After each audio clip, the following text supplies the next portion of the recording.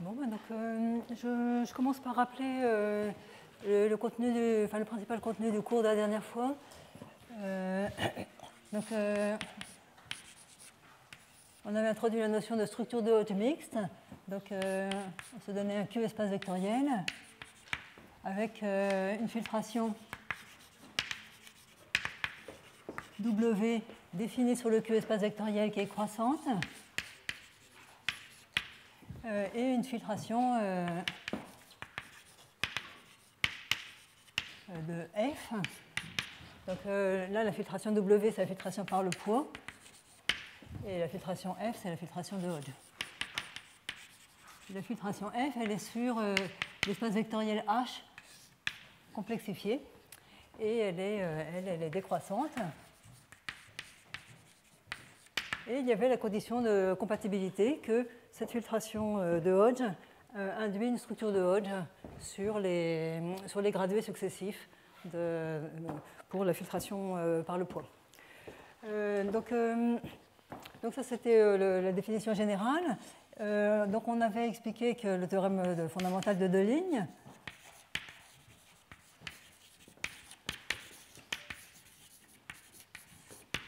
à savoir l'existence de structures de Hodge mixtes fonctorielles sur la cohomologie. Donc,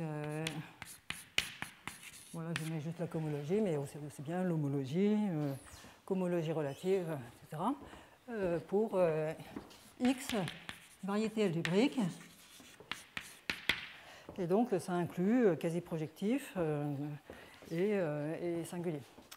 Et le dernier point que j'avais montré, c'était un résultat qui n'a l'air de rien, qui est un résultat d'algèbre linéaire, qui dit que les morphismes de structures de Hodge mixtes sont stricts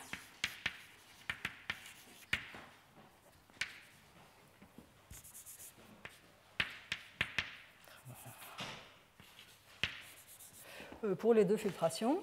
Alors, on va dire très souvent, ce qui nous intéresse, c'est plutôt le fait que ce soit strict pour la filtration par le poids.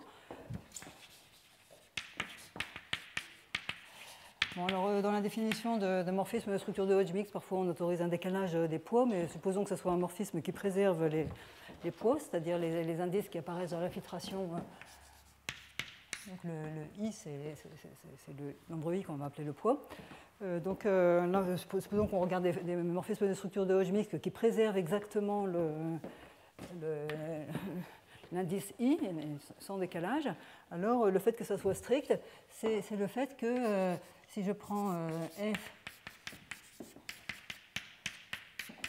vers donc une autre structure de Hodge mixte comme ça, eh bien, ce qu'on est en train de dire, c'est que IMF intersecté avec WIH', on tombe dans la partie de poids WI, eh bien, c'est la même chose que F de WIH. Alors, je voudrais donner une première application. Là, bon, on n'a pas fait beaucoup de topologie, on a montré qu'il y avait beaucoup de structures sur la cohomologie d'une variété algébrique. Je voudrais vous donner, pour commencer, une application qui est purement topologique.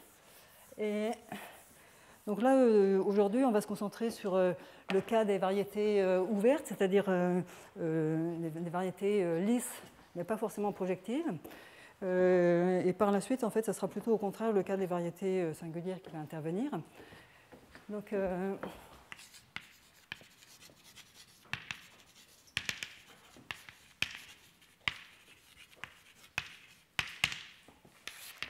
on a le résultat suivant, théorème, qui est en fait un corollaire de tout ça. Y,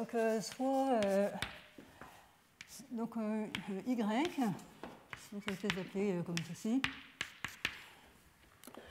Donc on considère Y et X deux variétés projectives lisses.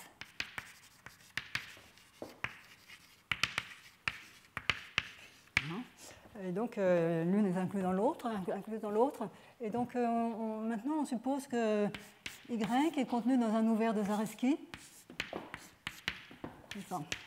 Cette inclusion ici se factorise par par l'inclusion dans un ouvert de Zariski de X.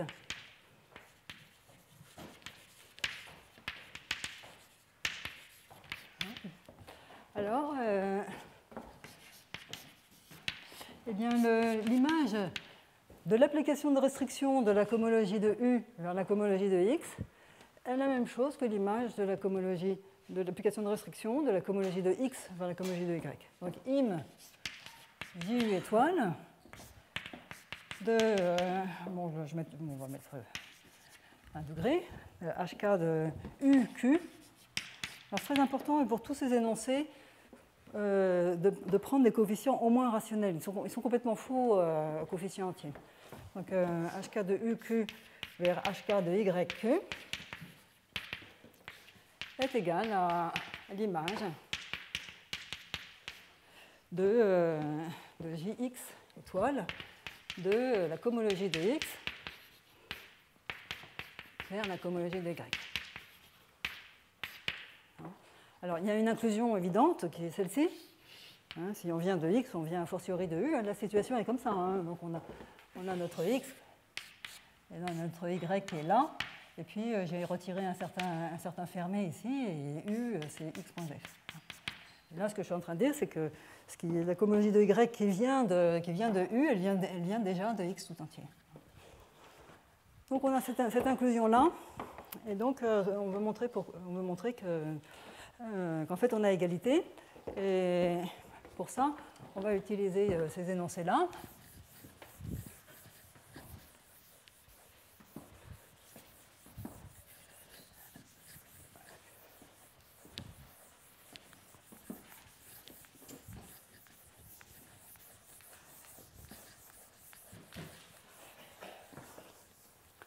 Donc, on regarde le morphisme JU étoile.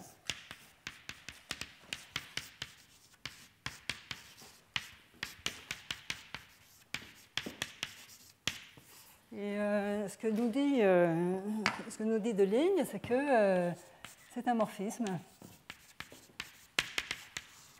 de structure de Hodge mixte.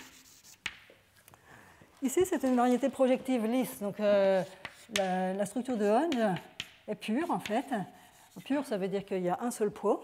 Et elle est pure de poids K, ce qui veut dire que WK, HK de YQ, c'est tout. C'est HK de YQ tout entier. Et le WK-1, HK de YQ, est égal à 0. Et ici, alors c'est justement le cas que je n'ai pas fait la semaine dernière, mais parce que c'est un peu plus compliqué techniquement. Ce que j'ai fait, c'est le cas par exemple, d'un diviseur à croisement normaux, donc plutôt le cas d'un complémentaire. Mais j'avais mentionné ce résultat de structure. Ici, la structure de Hodge n'est pas pure, mais elle a l'allure suivante. Donc, le point important, c'est que tous les poids sont supérieurs ou égaux à K. Donc, WK-1, HK de U égale 0. Et donc, notre filtration par le poids, elle est comme ça.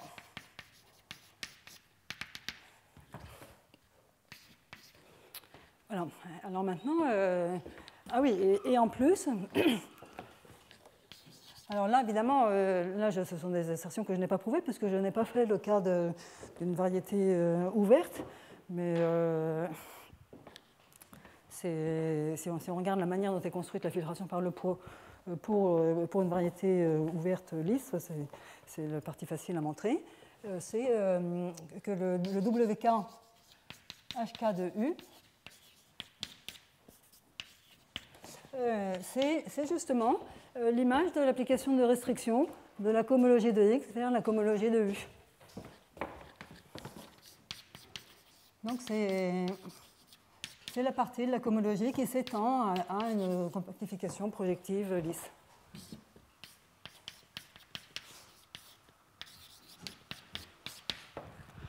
Alors du coup, vous voyez immédiatement comment on va conclure. En appliquant le fait que le morphisme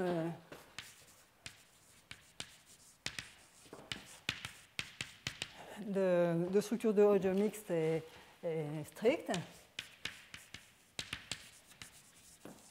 pour la filtration W. Donc on trouve que im JU étoile, donc c'est contenu dans HK de YQ, donc qui est purement de poids K. Donc ça c'est, on va dire ça c'est égal à WK HK de YQ intersecté avec im JU étoile, simplement parce que ça c'est tout. Et donc le fait que ça soit strict pour la filtration W va me dire que ça c'est égal à JU étoile de WK HK de U. Or, ça, c'est justement JU étoile de l'image de HK de X vers HK de U.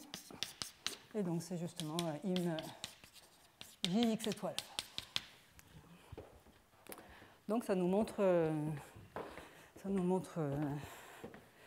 ce qu'on voulait. Et donc, en particulier, on voit que cette image est une sous-structure de Hodge.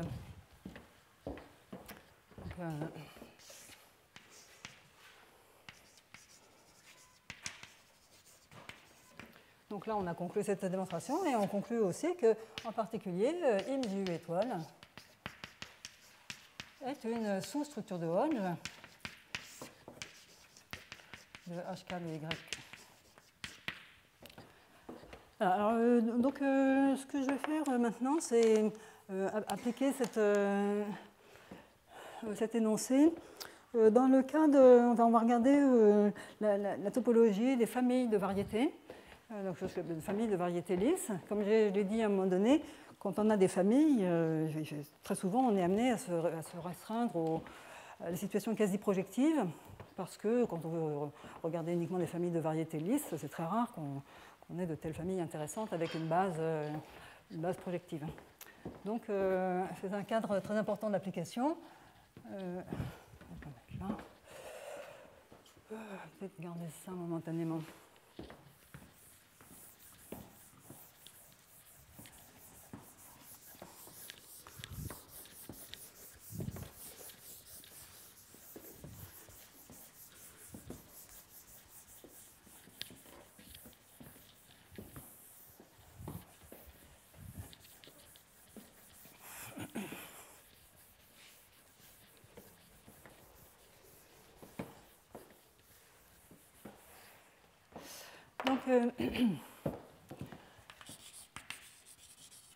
Donc aujourd'hui, ça va être les applications de ce résultat à la topologie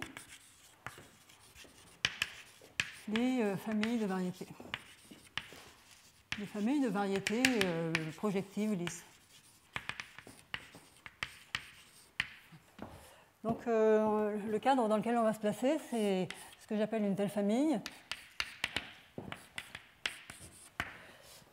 C'est la donnée de X et B vont être des variétés quasi projectives. Lisses, et le morphisme pi est lisse. Donc les fibres sont lisses. Parfois on demande fibres connexes, mais je ne pense pas que ce soit si important que ça ici. Par contre, on va demander que B soit connexe. Pardon ? Je ne sais pas ce que ça veut dire, droite. Bon. On va voir tout de suite ce qu'il y a à dire sur cette hypothèse de licité. Donc le morphisme pi est lisse et surtout projectif.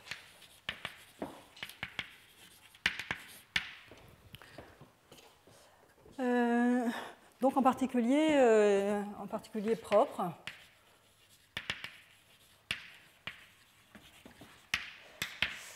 Alors, dans cette situation, on a d'abord le théorème.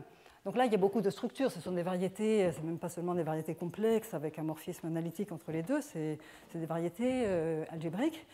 Mais si on régresse en oubliant énormément de structures, en gardant juste la situation au niveau différenciable, le théorème Dressman va nous dire que, disons, l'application pi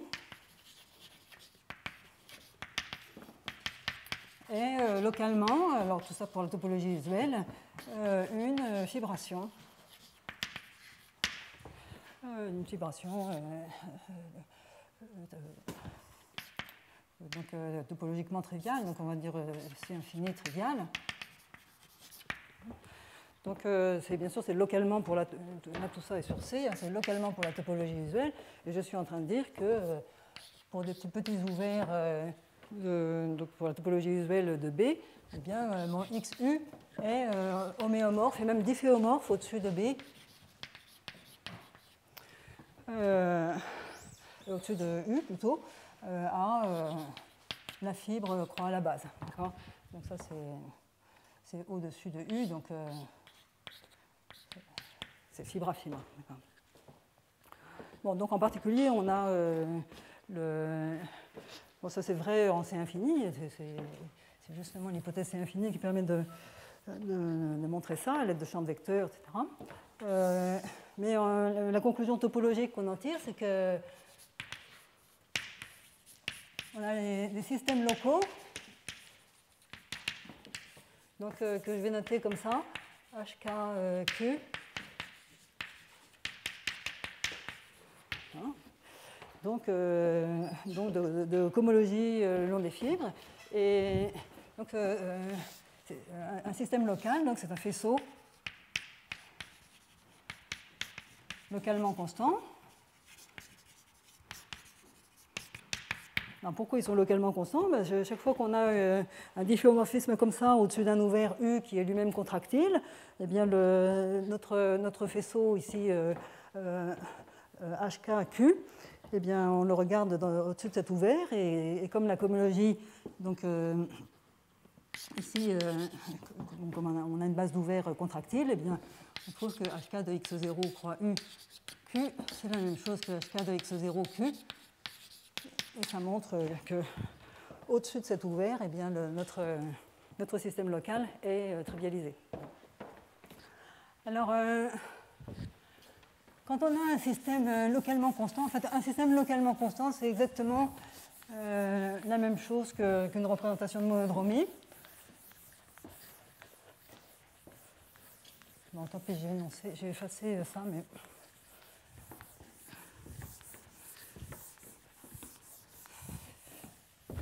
On s'en souviendra au bon moment. Donc, c'est exactement la même donnée que donc, du fait que la base B est connexe.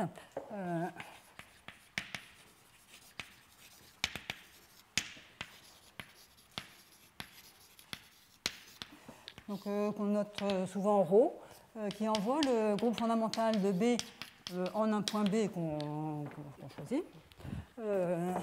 dans les automorphismes de la cohomologie de la fibre. Alors, en fait, bon, qu'est-ce que c'est que cette représentation de monodromie? Lorsqu'on a un système local, eh bien, on a le transport parallèle le long des chemins. Pourquoi? Parce que donc on se restreint à des chemins tracés dans la base U, et ces chemins, on peut les couper en des morceaux aussi petits qu'on veut. Quand ça a été découpé suffisamment, on a la trivialité locale. Donc la trivialité locale, elle donne le transport parallèle localement. Et ensuite, on n'a pas le choix parce qu'à chaque fois, on doit composer ces trivialisations locales, donc ces transports parallèles locaux, pour finalement obtenir quelque chose de global. Donc le système local, il nous donne de façon unique le transport parallèle le long des chemins. Et du coup, on a la représentation de monodromie qui consiste maintenant à faire le transport parallèle le long des lacets. Donc même chose, mais Maintenant, mon chemin, à son extrémité, il retrouve son origine. Et ce qu'on appelle la monodromie, c'est le fait que, après avoir effectué le transport parallèle le long de ce lacet, je ne retrouve pas l'identité. Donc la monodromie, c'est le transport parallèle le long d'un lacet. Et donc, alors on a cette représentation. Et alors, ce qui est très très clair, c'est que les sections globales de notre système local, c'est la même chose par restriction au point B que l'espace des invariants. Donc, que j'ai noté comme ça, donc c'est les invariants Soro. Pourquoi? Parce que donc, on a une inclusion évidente comme ça. Bon, si vous avez une section globale, vous la restreignez, c'est clair qu'elle va être invariante sous la représentation de monodromie, parce que ça veut dire que localement, elle doit s'identifier au transport parallèle, et par définition, elle retombe sur la même valeur ici. Donc l'inclusion comme ça est claire. Et maintenant, dans l'autre sens, eh bien, je pars d'une classe qui est invariante sous la représentation de monodromie. Je la transporte parallèlement. Donc pour construire cette section-là, je prends mon point B, je prends n'importe quel point X ici, je choisis n'importe quel chemin allant de B à X, et je transporte parallèlement, comme je l'ai expliqué, mon élément alpha ici, en X. Pour que ça me donne une section globale, j'ai juste besoin de savoir que ça ne dépend pas du choix du chemin. Et l'indépendance du choix du chemin, c'est justement le fait que la représentation de monodromie est triviale. C'est-à-dire si je prends un autre chemin qui consiste à faire d'abord ça et ensuite aller là-bas, j'obtiens le même résultat. Et donc c'est comme ça qu'inversement, on trouve qu'une classe qui est invariante donne une section globale. Et d'ailleurs, cette égalité, elle nous explique aussi pourquoi on a cette équivalence de catégories entre systèmes locaux et représentation de monodromie, parce que du coup, on voit que eh bien, les systèmes locaux, donc à cause de cette égalité, les systèmes locaux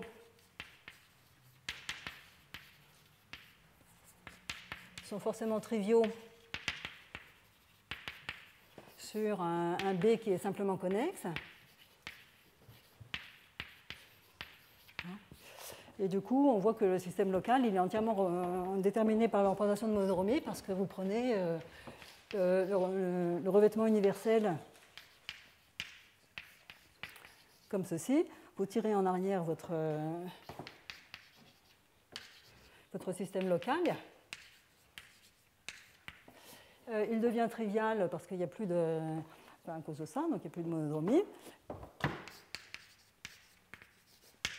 Et maintenant, on s'aperçoit que le système local original, il est obtenu en faisant descendre le système local trivial via l'application de monodromie agissant sur le produit B tilde. Voilà, ici je mets ça.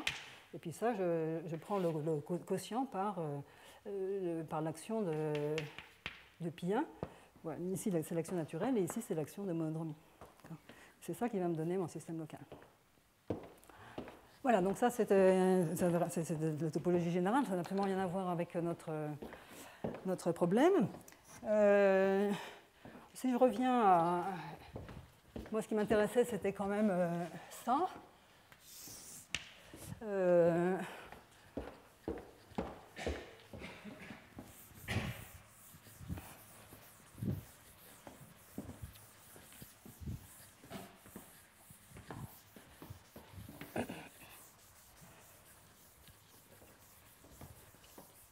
Et la raison est que... Donc maintenant, on a ce HK de XBQ qui est la même chose que H0 de B RK pi étoile Q. Pardon, HK de XBQ partie invariante sous ρ. Or, ceci, c'est un terme, c'est le terme E2 0K de la suite spectrale.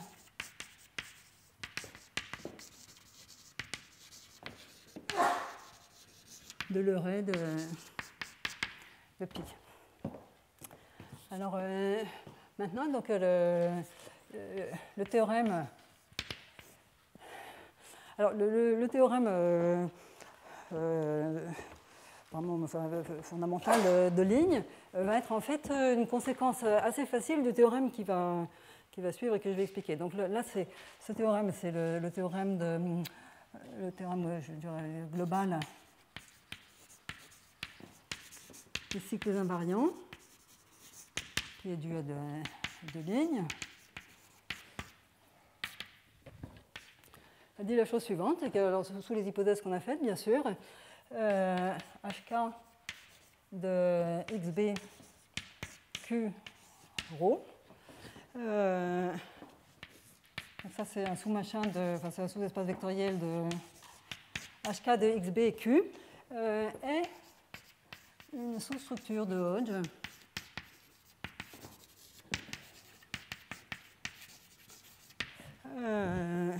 constante. Alors, je vais de HK de XBQ. Et vraiment pour être un peu plus spécifique, elle est égale à, alors donc là j'avais ma famille comme ça, et c'est quasi projectif, donc je peux toujours construire ici une compactification projective, une complétion projective de X.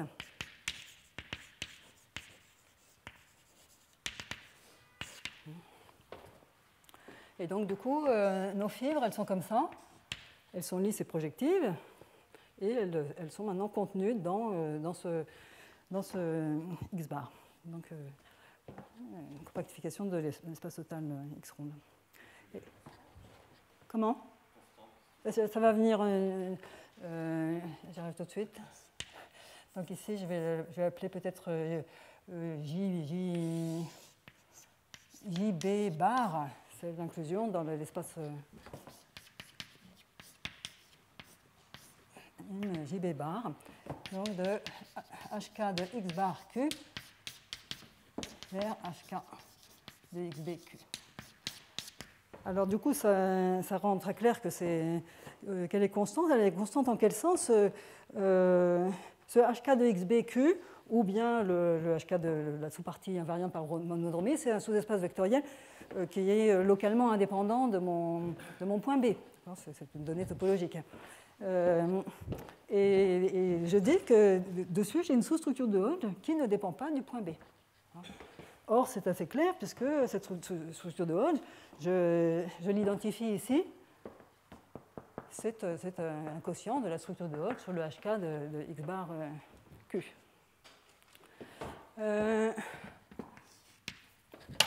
Donc, comme vous allez voir, ce théorème est une conséquence très rapide du théorème de dégénérescence de l'acide spectral en E2. Qu'est-ce que je voulais ajouter ? Oui. Bon, il y a des tas de conséquences à en tirer. Bon, par exemple, la semi-simplicité de la représentation de monodromie en découle assez facilement. Bon, là, je ne vais peut-être pas donner trop de détails, mais ici, on voit que l'image est une sous-structure de Hodge, de HK de XBQ. Moi, j'ai passé beaucoup de temps à parler de polarisation sur les structures de Hodge, et j'avais expliqué que bon, c'était un petit peu compliqué de construire les polarisations, mais enfin, elles existent, on sait les construire, elles sont canoniques, et quand j'ai une famille comme ça, le morphisme est projectif, donc j'ai vraiment une polarisation canoniquement donnée sur les fibres. Je peux mettre des formes d'intersection sur la cohomologie des fibres qui polarisent les structures de Hodge. Et j'avais dit que dans ce cas-là, quand on a une sous-structure de Hodge, on prend l'orthogonale pour la polarisation, ça donne une sous-structure de Hodge qui est complémentaire. Et donc, en particulier, une conséquence, c'est que ce sous-système-là, il admet un supplémentaire orthogonal. Alors il faut faire un petit peu attention parce que la polarisation qu'on met, c'est la polarisation que j'ai expliquée qui dépend de la décomposition de Lefschetz. On ne peut pas mettre des formes d'intersection trop naïves là-dessus pour que ça marche. Mais bon, on voit déjà apparaître le début du théorème de semi-simplicité donc une bonne partie est contenue ici. Une autre chose dont il faut absolument se souvenir, c'est justement ce que disait Olivier, constante, qu'est-ce que ça veut dire constante? Ce que nous dit d'une certaine manière ce théorème de deux lignes, c'est que quand il n'y a pas de monodromie, il n'y a pas de variation de structure de Hodge intéressante. Et donc bon, là, un cas particulier, c'est que si la monodromie était triviale ici, là, il n'y aurait pas de variation de structure de Hodge. Et donc, alors en fait, il se trouve que sous cette forme-là, je pense que c'est probablement les travaux de Griffiths sur la courbure les propriétés du domaine des périodes pourraient permettre de redémontrer cet énoncé. Mais là, ce qui est extraordinaire, c'est qu'on le démontre avec des arguments extrêmement algébriques, enfin extrêmement simples à mon avis. Alors, je vais expliquer rapidement comment ce théorème, qui est vraiment très profond et très difficile, est une conséquence d'un théorème qui est beaucoup plus ancien, beaucoup plus facile, qui est le théorème de dégénérescence en E2. Donc, le théorème 1.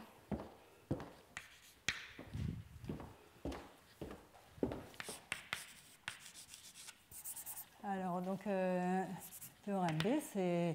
Alors, je dis beaucoup plus ancien parce que il se trouve que, bien que ce soit deux lignes qui ait attiré l'attention des géomètres algébristes sur ce théorème, et aussi qui ait donné une version raffinée de ce théorème, en fait, ça avait déjà démontré antérieurement par Blanchard. Donc ici, pi est un morphisme projectif.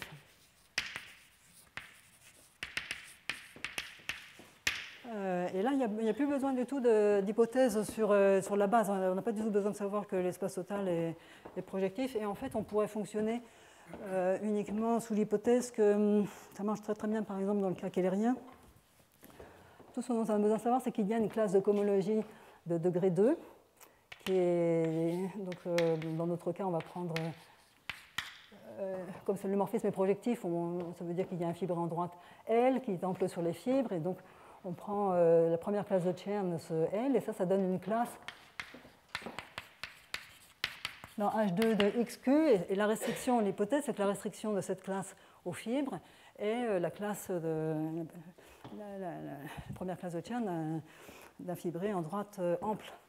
Et le théorème de dégénérescence de Blanchard et de Ligne, il va marcher sous l'hypothèse plus faible que on a besoin de très peu de structures. Il existe une classe L dans H2 de XQ telle que L restreint aux fibres XB satisfait la propriété de Lefschetz difficile.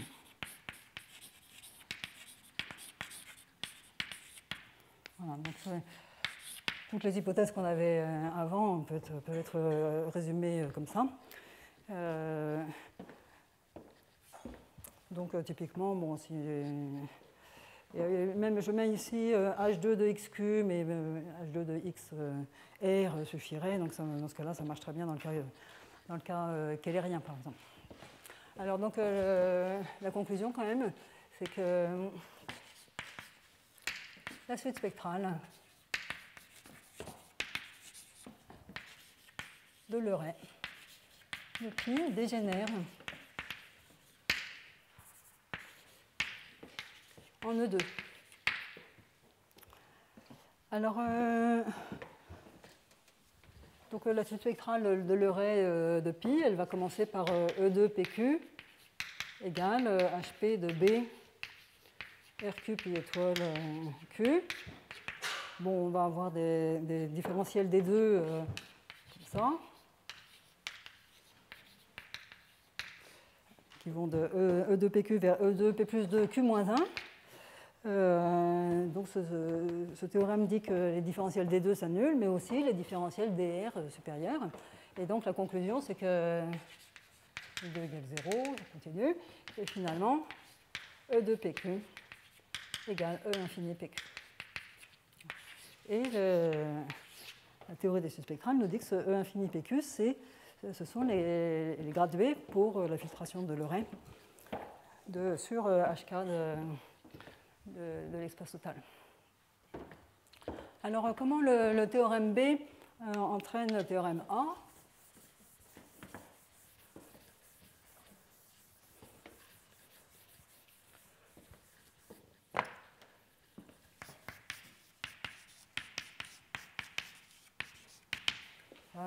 C'est presque évident.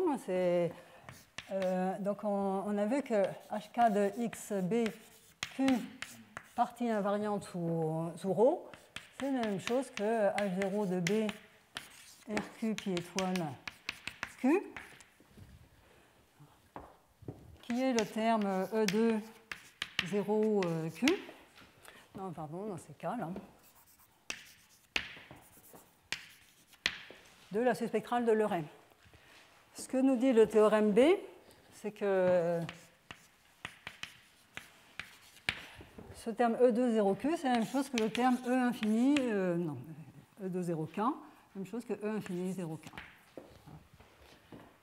Mais ça, c'est le premier gradué. Donc ça, c'est HK de XQ sur bien le terme L1 HK de XQ. J'appelle le L la filtration de Leray. Donc par définition de cette spectrale, le terme E0K à l'infini, c'est le premier gradué. Donc c'est ça. Et en particulier,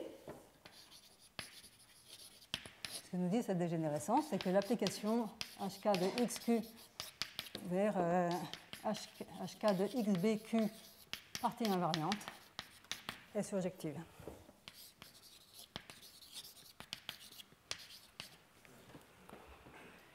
Et donc maintenant c'est fini parce qu'on n'a plus qu'à utiliser le premier théorème que j'ai effacé depuis, que je voulais garder.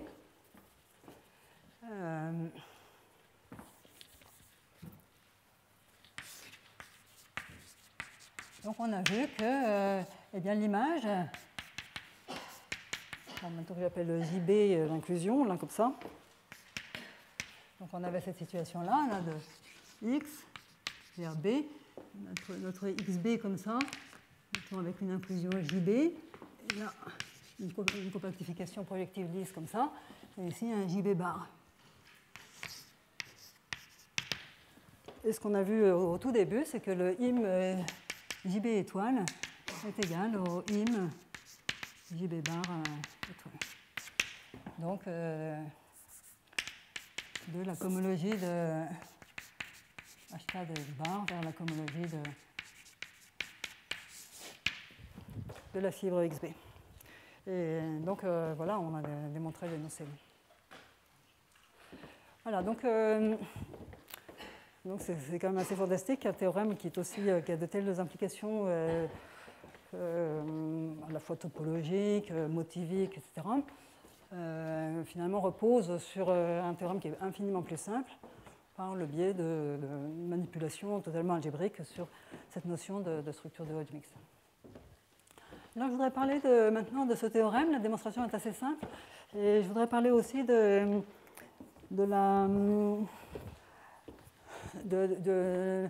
version donnée par Deligne, qui s'appelle le théorème de décomposition, qui ensuite c'est le cas simple du théorème de décomposition où on a affaire à un morphisme lisse. Mais déjà là, il y a un ajout intéressant. Donc c'est ça que je vais raconter maintenant.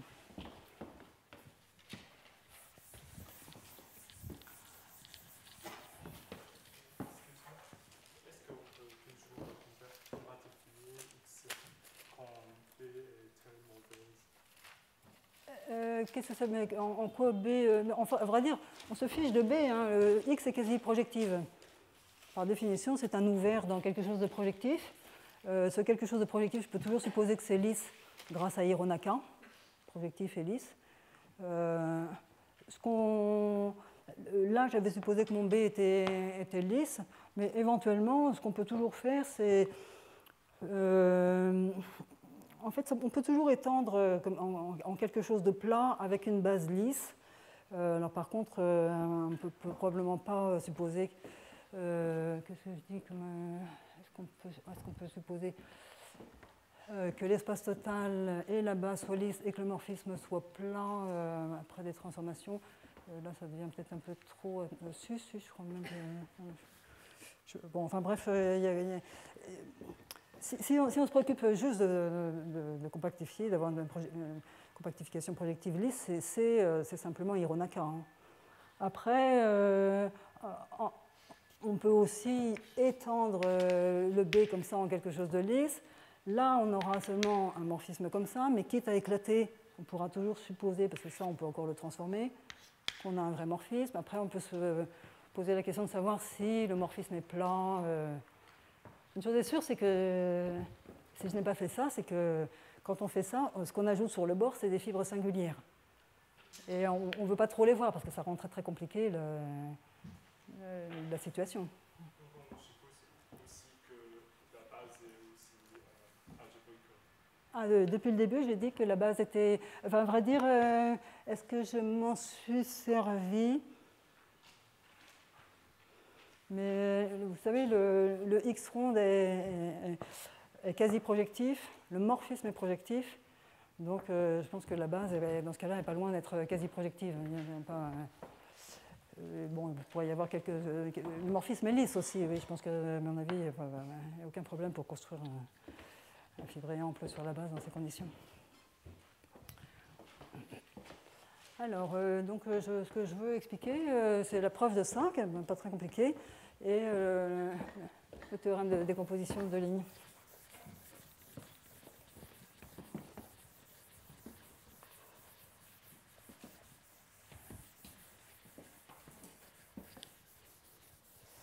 Alors, donc,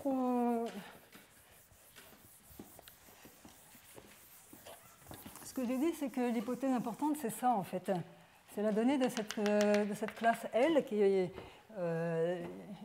qu'on peut prendre dans notre situation le C1 de L où L est relativement ample.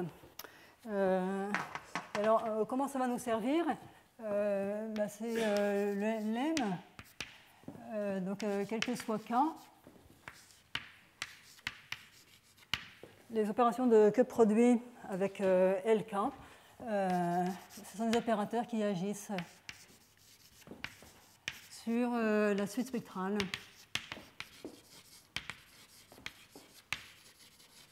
de l'Euret de pi. Alors,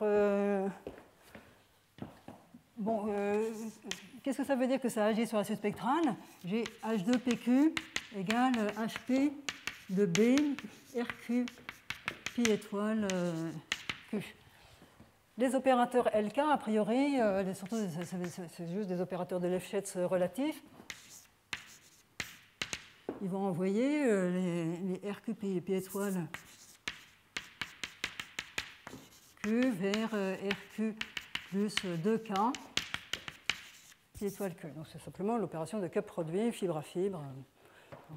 Et donc ça va nous donner des morphismes, ça c'est des morphismes de faisceau sur la base B, le système locaux.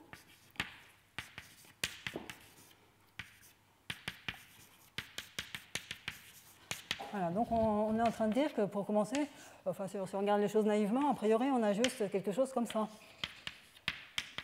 Donc P, ici j'ai Q plus 2K. Mais en fait, on a plus que ça. Ces choses-là commutent.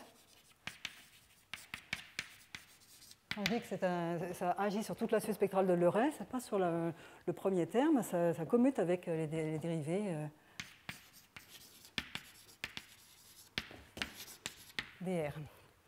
Alors, pour comprendre pourquoi c'est vrai,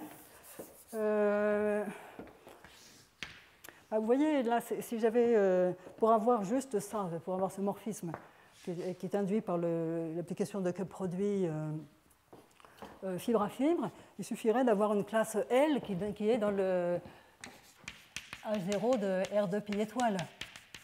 Voilà, ça suffirait largement pour définir ces choses-là. Mais j'ai vraiment besoin de savoir que cette classe L vient du H2 de XQ ici, pour savoir aussi ça. La raison, c'est que pour ça, il faut se souvenir de ce que c'est que la suite spectrale de Leray. Donc on a ça.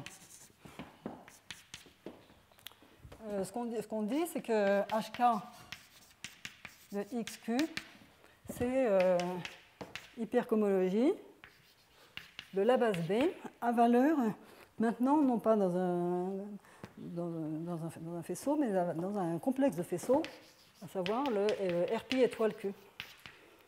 Ça, c'est tout un complexe défini à un quasi-isomorphisme près. Et la filtration de Leray, ou la suite spectrale de Leray, en fait, c'est la suite spectrale. C'est ce qu'on appelle plus généralement la suite spectrale d'hypercohomologie.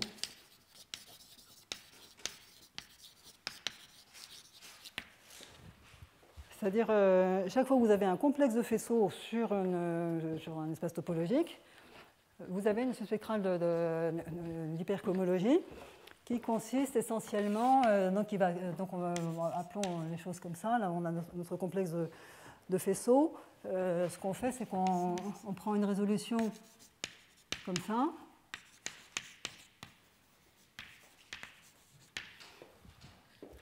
Et on demande que le M point, alors donc MP point, donc c'est les colonnes, soit une résolution, que je ne dise pas de bêtises, bien sûr là ça doit être une résolution, on va demander que la cohomologie que je ne dise pas de bêtises, enfin que ça induise une résolution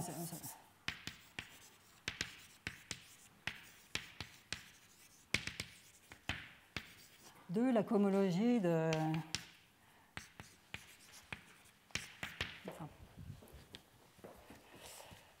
Et alors à ce moment-là, la suite spectrale d'hypercohomologie, j'espère ne pas dire de bêtises, elle consiste à regarder la filtration comme ça.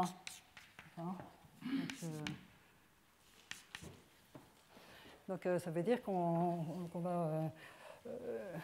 jusqu'ici, par exemple, quand on a fait la suite spectrale de Fröhlicher, on avait des complexes de faisceaux et on regardait plutôt la filtration comme ça. Et pour la suite spectrale de Leray, c'est celle-ci qu'on regarde. Et quand on fait cette opération, eh bien, on trouve associée, donc on prend bien sûr le complexe double, on prend les sections globales, on prend la cohomologie. On a cette filtration, je ne sais pas trop quelle est la terminologie, et ce qu'on trouve, c'est que le E2PQ de cette filtration, c'est justement HP de M point. Donc, coïncide avec la troncation la troncation sur RP étoile.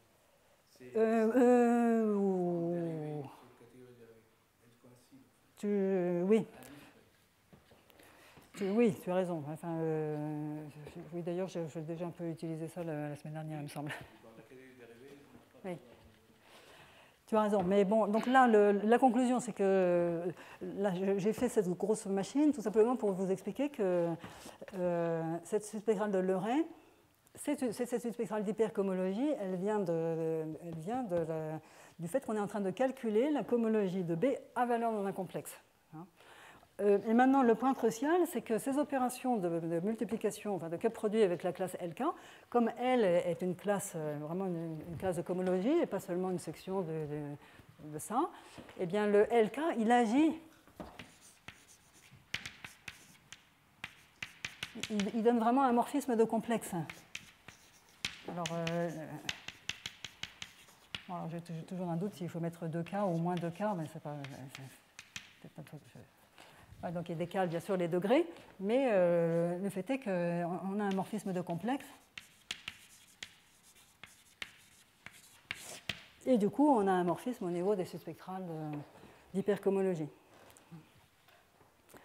Voilà, bon, j'ai insisté là-dessus parce qu'en fait, c'est la seule partie difficile dans la démonstration, même si c'est un peu scolaire.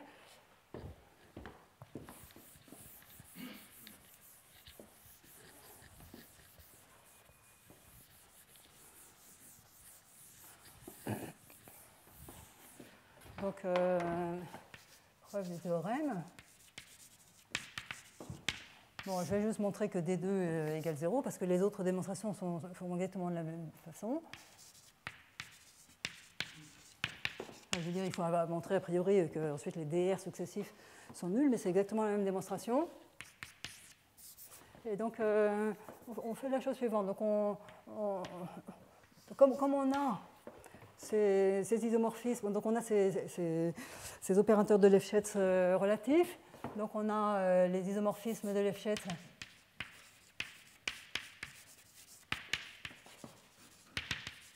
relatifs. Donc j'appelle n la dimension de x sur b. Et ça dit que ln-k,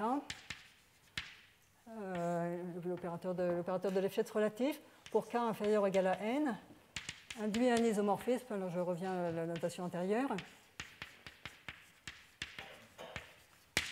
Entre ces deux systèmes locaux. Donc, en particulier, pour montrer que D2 égale 0 là-dessus, du fait que ça commute avec D2, il suffit de montrer que le D2 est nul sur HKQ pour K inférieur égal à N. Et de plus, le fait que j'ai ces isomorphismes de Lefschetz relatifs, exactement comme j'avais fait fibre à fibre, me donne la décomposition de Lefschetz.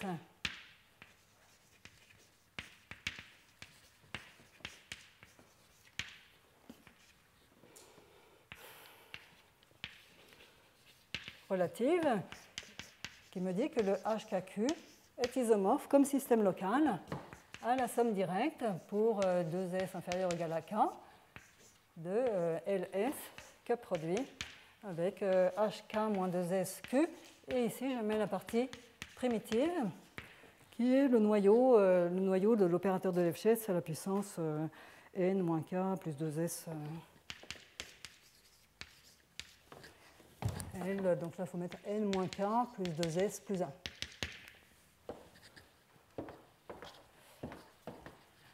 Alors, comme maintenant, encore une fois, en appliquant, c'est un peu idiot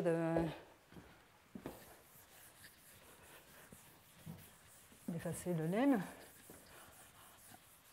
En appliquant encore une fois le lemme, on voit que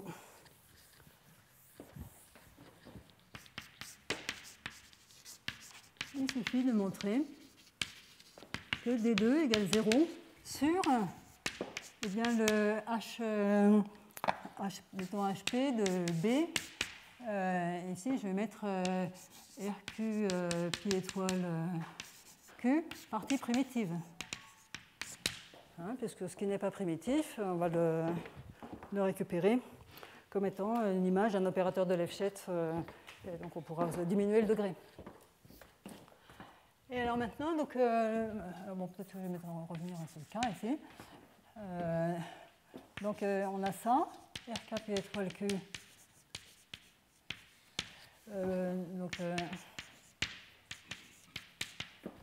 Voilà. Donc maintenant, on applique le D2 à ça.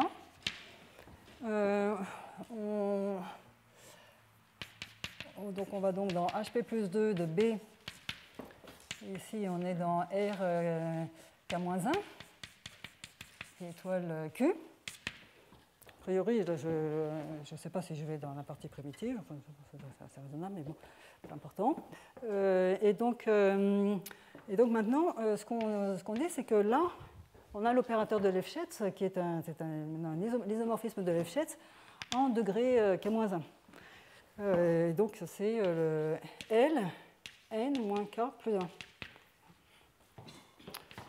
Donc c'est un isomorphisme parce qu'on a un isomorphisme de faisceau, l'isomorphisme de Lefschetz. HP plus 2 de B. Et là, je mets R 2N moins K plus 1.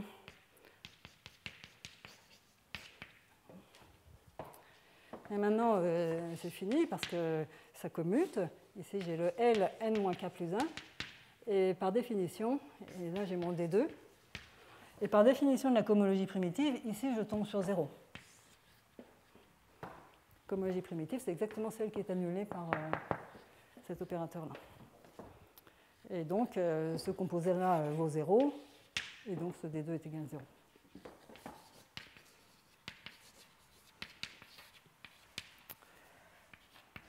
Alors, ce que je voudrais faire, avant de faire une pause, c'est vous expliquer le raffinement vraiment intéressant apporté par Deligne, qui est ce qu'on appelle le théorème de décomposition de Deligne, et qui ne coûte pas beaucoup plus cher que tout ce que j'ai raconté là.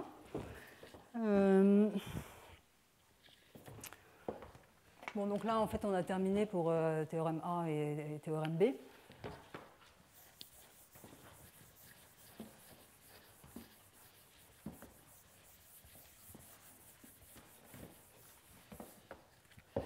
Donc,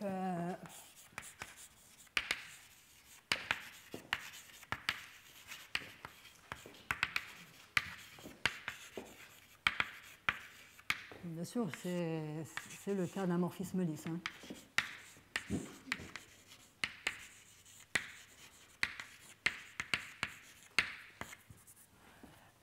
Alors donc, comme je vous l'ai dit, c'est un énoncé qui est un petit peu plus fort que le théorème de dégénérescence en E2 de la suite spectrale.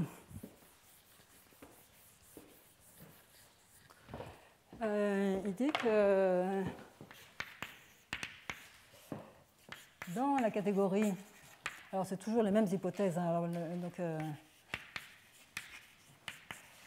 mêmes hypothèses, et là il n'y a pas du tout de variété projective, hein, de tout ce dont on a besoin, c'est ça en fait. Donc dans la catégorie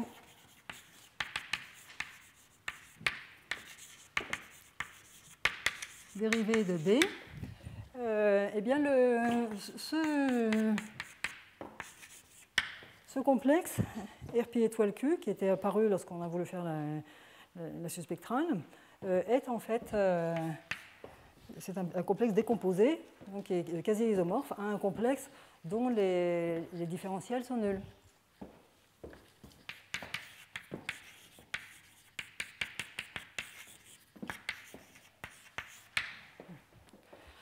Et bien entendu, c'est une version plus forte que ça entraîne la dégénérescence en E2. Parce que je vous ai dit que la suite spectrale de Leray, elle se calculait en regardant ce complexe-là en tant que complexe. Et là, si ce complexe est isomorphe à un complexe, quasi isomorphe à un complexe au différentiel nul, eh bien, on va trouver immédiatement que la suite spectrale de Leray est triviale dans ce cas-là. Donc ça veut dire que c'est un complexe qui a juste ces objets-là en degré K avec des différentiels nuls. Alors,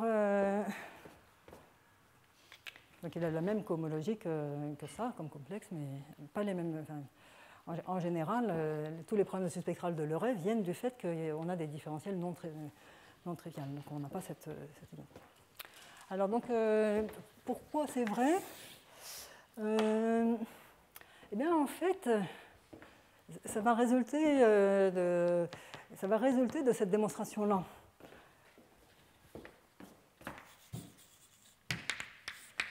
Donc, ce qu'on va faire, c'est qu'on va construire eh bien, des morphismes dans la catégorie dérivée, comme ça. Donc ça, c'est juste le complexe trivial, enfin, je veux dire trivial, oui, le complexe qui consiste juste en ce faisceau-là mis en degré K, 0 partout ailleurs. Donc on va construire comme ça les morphismes donc ce complexe trivial vers le RP étoile Q, et on demande bien sûr que ça induise que ça induise l'identité sur la cohomologie de degré K.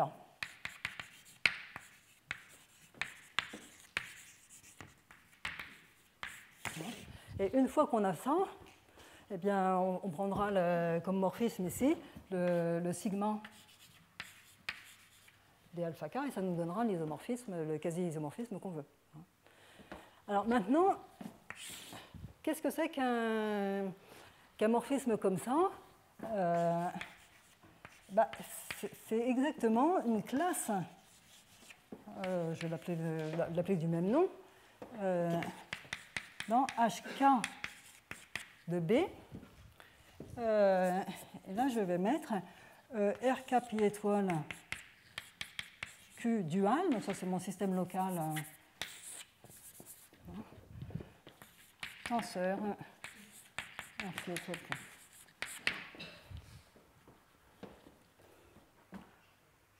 Donc là, j'ai juste tensorisé ce complexe par un faisceau. Mais en fait, ceci, alors maintenant ça je...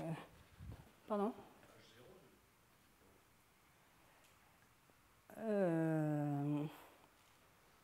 Non.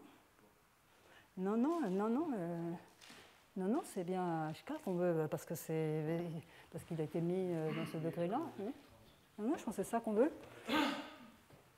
Et donc, maintenant, vous voyez ce qui se passe. Sur X ronde, ça c'est un système local, c'est le dual de RK pi étoile Q. Je peux le tirer en arrière sur X ronde, donc je vais l'appeler pi-1 de RK pi étoile Q dual. Et ce truc-là, c'est un système local qui est trivial le long des fibres.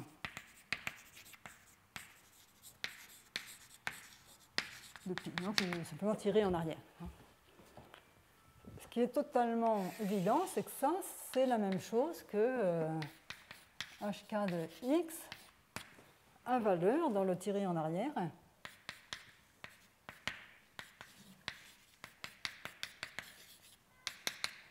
Valeur dans ce tiré en arrière.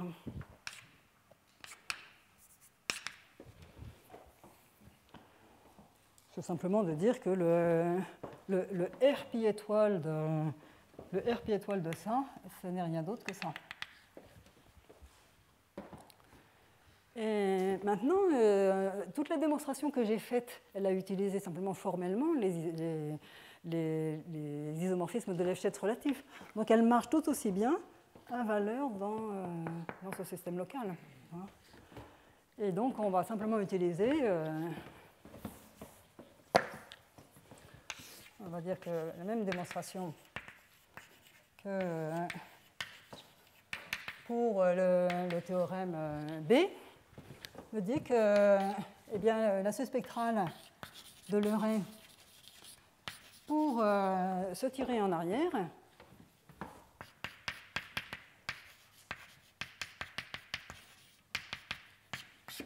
dégénère en E2.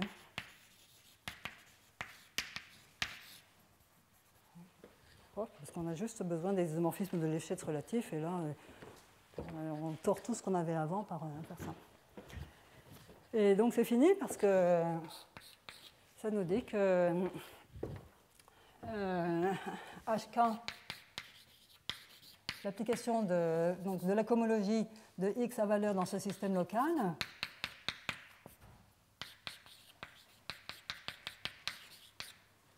vers le H0.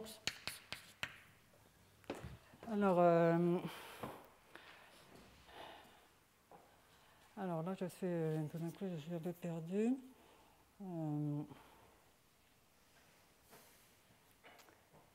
Oui, non, oui.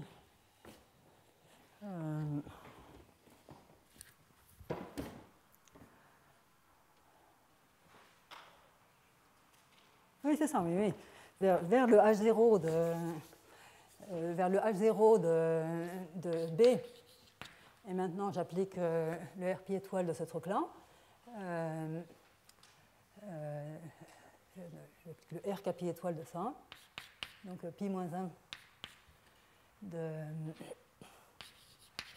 R capi étoile Q dual, tenseur R capi étoile Q, cette flèche-là est surjective. Mais là, j'ai un élément canonique qui est tout simplement l'identité.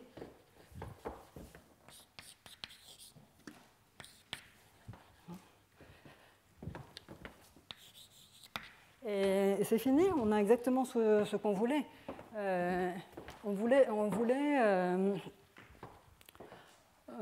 Donc ce qu'on cherchait est exhibé ici. Ici, on a une certaine classe qui est l'identité. On dit que ça remonte en une classe qui est là. Cette classe qui est là, donc ici, on va l'appeler, je ne sais pas moi, bêta K par exemple. Elle est là. Et elle va nous fournir exactement le alpha K qui est ici. Et c'est comme ça qu'on a le... Voilà, tout ça pour vous montrer qu'il y a un pas entre le théorème de Blanchard de ligne et le théorème de décomposition de ligne, mais ce pas est en fait relativement faible au sens où c'est exactement les mêmes arguments qui vont marcher. Voilà, oui, ben je vais faire une pause d'une dizaine de minutes.